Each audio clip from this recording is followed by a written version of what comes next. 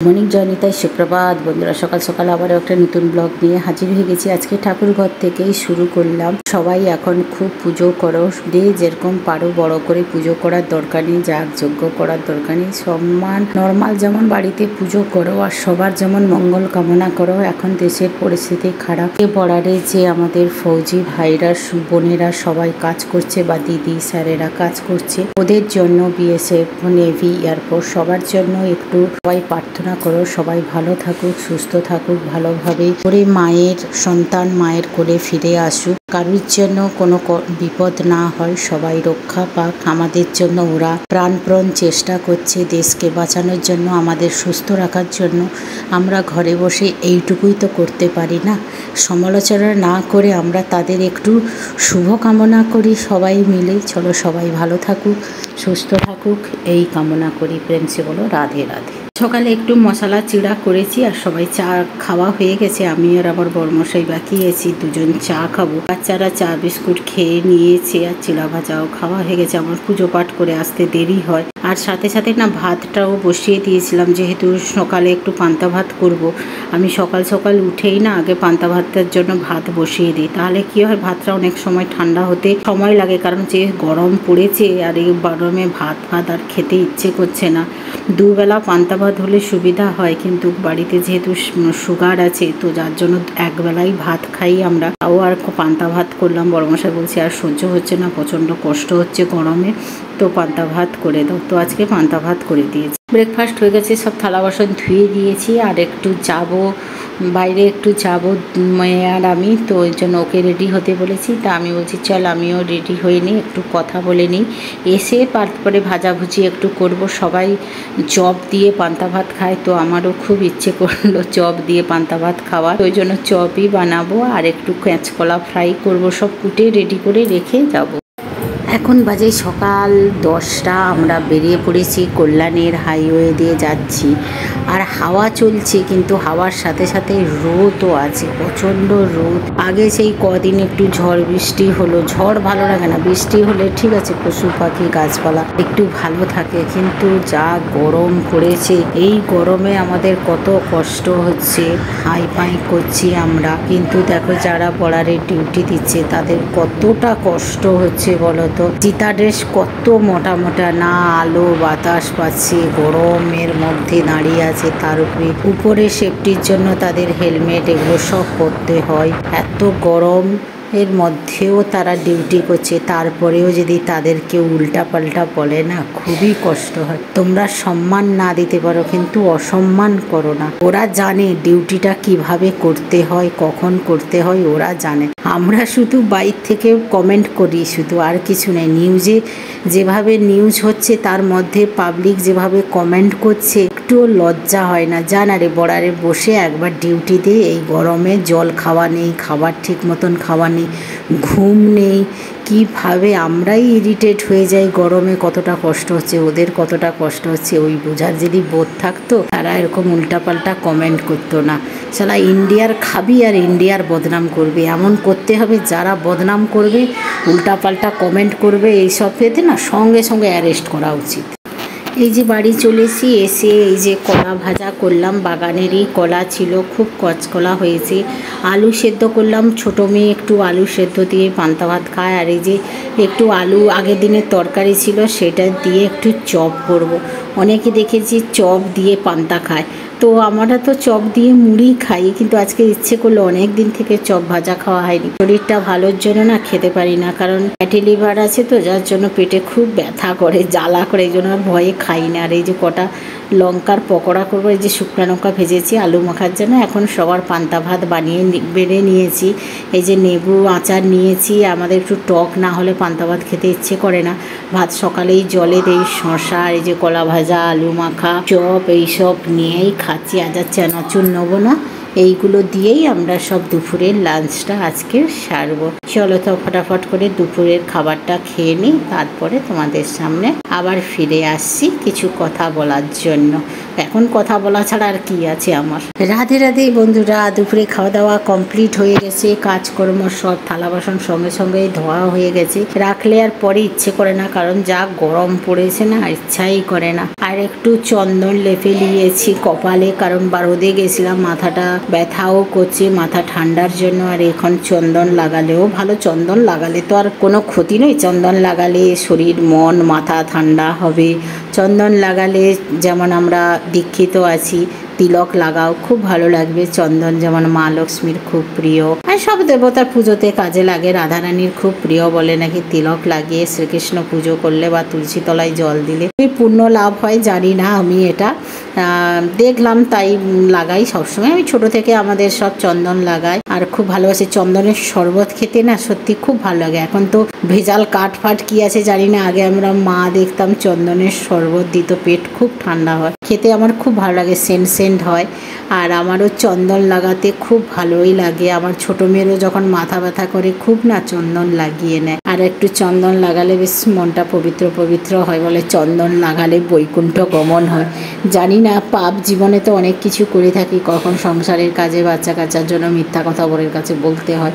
পড়াশোনা করে না কিন্তু বলতে হয় পড়াশোনা করেছি, এই মিথ্যা কথাই বলতে হয়, আর কিছু নয়। ওরকম বড় কিছু ঘরে ডাকাতি করে মিথ্যা কথা বলি ওইরকম নয় আমি। না বরের টাকা পয়সা ঝেড়ে দিয়ে তারপরে বলি না না আমি নেই না, জীবনে বরের পয়সায় হাতই দিই না। যখনই বরের পকেটে হাত দিতে যাই না, তখন ওর পার্সে 10 টাকাই থাকে বা 100 টাকা থাকে, জানি নিতে গেলেই ধরা পড়বো, ওই জন্যই নেই না। কি বলবো বলো তো।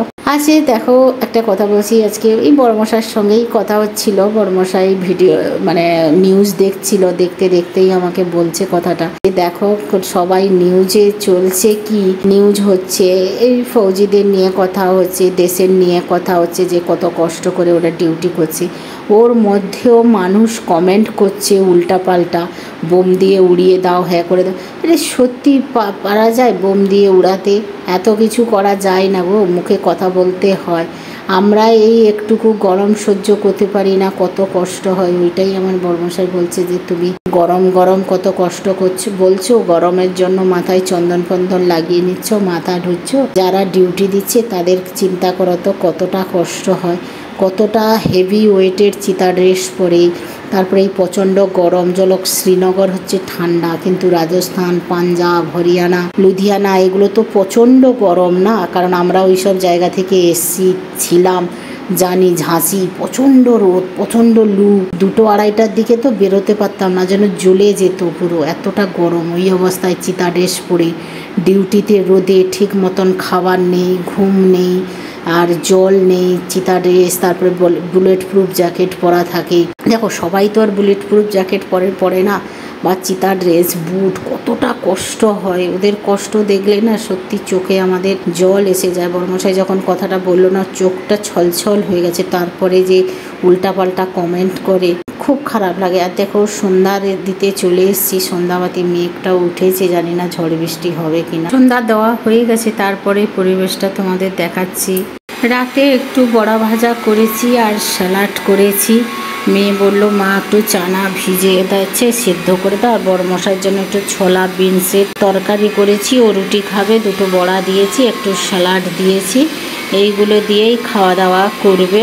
আর এখন ভয়েস দিতে বসেছি। আর দেখো পাশের বাড়িতে কাজ হচ্ছে, ঘর ঘর করছে, কি করব বলে, একটু অ্যাডজাস্ট করে নাও। আর একটু আমার জন্য না চাল ভাজা করেছি, কাঠকলাই ভাজা, চাল ভাজা, এই ছোলা দিয়ে আর বড়া ভাজা দিয়ে না খেতে আমার খুব ভালো লাগে। চলো আজকে রাতের ডিনারটা করি। বৃষ্টি তো হলোই না, যে একটু বাতাস হয়েছিল তাও আবার বন্ধ হয়ে গেছে, প্রচণ্ড গরম, গা হাত জ্বলেই যাচ্ছি।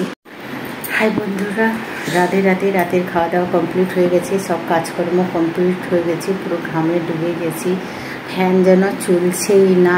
আর কি খেলাম সেটা তোমাদের দেখলাম, সারাদিন কী করলাম সবটুকু দেখালাম। প্রচণ্ড গরম, ঝড় বৃষ্টি তো কিছুই হলো না। ঝড় না হোক, বৃষ্টিটা হলে তবু একটু পশু পাখি মানুষজন একটু আরাম থাকে।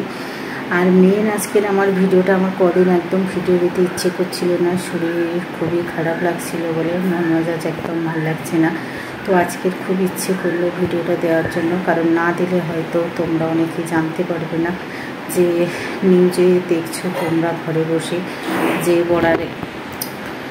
আর যার জন্য ইচ্ছে করছে না। আজকে বড়মশাইয়ের কথা শুনে খুব খারাপ লাগলো। সত্যি কথা, আমরা গরম গরম এত কষ্ট পাচ্ছি, বাতাসে একটু গরম লাগলে ছুটে এসে দুটো দুটো বাতাস করছি। কারো বাড়িতে এসি আছে, বসে আছো, কিন্তু তারা তো যারা বর্ডারে ডিউটি করছে, শ্রীনগর না হলে একটু ঠান্ডার এলাকা, পাঞ্জাব, হরিয়ানা, তোমার রাজস্থান, এগুলো তো প্রচণ্ড গরম। কারণ আমরা ছিলাম তো, আমরা জানি যে কতটা কষ্ট হয়। আর এত মোটা চিতা ড্রেস, কারণ আমরা চিতা, আমার হাজব্যান্ডও করছে, তো চিতা ড্রেসগুলো ধুয়ে যখন রোদে দিতাম তো তুলতে পারতাম না জল থেকে। বানানোগুলো তো হালকা, যেগুলো ইস্যু করা মানে কটনের, সেগুলো কতটা ভারী সেটা আমরা জানি।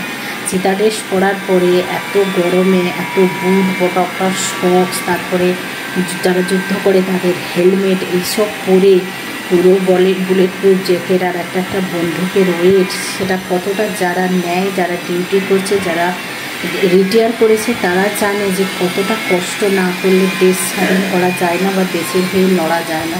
একটা ফৌজি বুঝতে পারে যে কতটা কষ্ট। দেখেছি রিটায়ার করার পরে ওদেরও পাবলিক একটা সম্মান দেয় না, রাস্তাঘাটেতে দেখছি অসম্মান করে, উল্টাপাল্টা কথা বলে, ডিউটি ড্রেস পরেও রাস্তায় চললে পুলিশওয়ালা হ্যারেস করছে, কখনো করছে। মানে এত বিরক্তি লাগে না সত্যি। যারা আজকে দেখতো, আমি আগের ভিডিওতে ছেড়েছিলাম, কলেজে গেছিলাম মেয়ের পরীক্ষায়, সেখানে কত উল্টাপাল্টা বলেছিল বিএসএফ আর আর্মিদের। আজকের লড়াই করছে, তোরা চোখে দেখতে পাচ্ছিস না? এখন দেখতে পাচ্ছি যে না, আমরা তো দিব্যি ভালো মন্দ খেয়ে ঘরে ঘুমাচ্ছি, ওরা ঠিক মতন খেতেও পাচ্ছে না খেতে। এই গরমে রোদে জল ঠিক মতন খেতে পায় না। একটা ছোট্ট ওয়াটার বোতল ওদের থাকে সবসময় পিঠের মধ্যে, ওই জলে কতটা কষ্ট করছে, রাতে ঘুম নেই, কিচ্ছু নেই, ওই অবস্থায় ডিউটি করছে। আমরা তো কমেন্ট করার জন্য আছি, নিউজ হয় দেখি, নিউজের নিচে দেখি কমেন্ট করছে, উল্টা পাল্টা কমেন্ট করছে, হেন করতে পারে না, ও করতে পারছে না, একে উড়িয়ে দাও। আরে গিয়ে যা, উড়াবি যা, তোদেরও তো দায়িত্ব ভারত মাকে রক্ষা করা, শুধু ফৌজিদের দায়িত্ব নয়, সব পাবলিকের দায়িত্ব নিজের মাকে রক্ষা করার জন্য।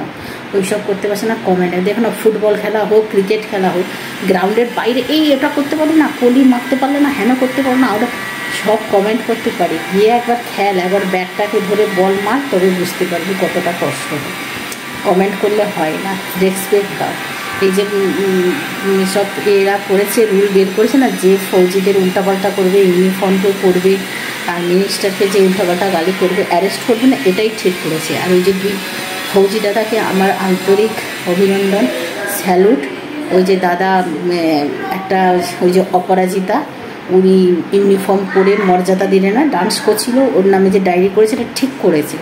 এবারে যে ইউনিফর্ম পরে এরকম গলত ডান্স করবে, রেসপেক্ট দেবে না, ফ্ল্যাগের সঙ্গে সঙ্গে থানায় ডায়েরি করো, সবাইকে অ্যারেস্ট করো। সম্মান না দিতে পারো, ভারত থেকে হাঁটাও। সারা ভারতের খাবে আর ভারতের বদনাম করছে।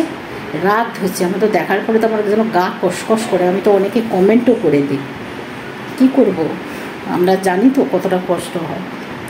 চলো, অনেক জ্ঞান দিলাম, ভালো লাগছে না। চলো, সবাই সম্মান দাও। আমার মনের কথাটা বললাম। যাদের বাড়িতে যারা ফৌজির ওয়াইফ, ফৌজি ভাই বোন ছেলেরা আছে, তারাই বুঝতে পারবে কষ্টটা কতটা। সম্মান দাও, কিন্তু অসম্মান করো না কখনো।